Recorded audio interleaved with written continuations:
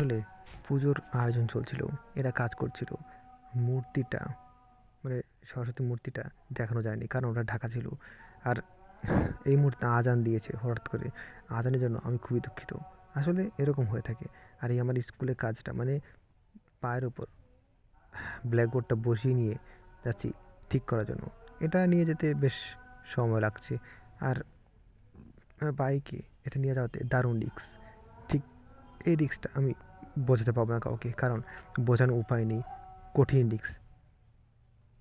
এই কঠিন রিস্কটাকে আসলে দেখা উচিত। আমরা দেখছি কিন্তু বুঝতে পারছি না কতটা। তবু দেখুন কীরকম রিস্ক। যাই হোক, দোকানে পৌঁছে গেলাম। দোকানে সব বুঝিয়ে দিতে একটু সময় লাগলো। আর এই সময়টুকুই আমাদের সহ্য হয় না। সহ্য হওয়া উচিত, কিন্তু আমরা সহ্য করতে পারি না। আমাদের বড় সমস্যা ঠিক এইটাই। কেননা আমরা রিস্ক নিতে শিখিনি।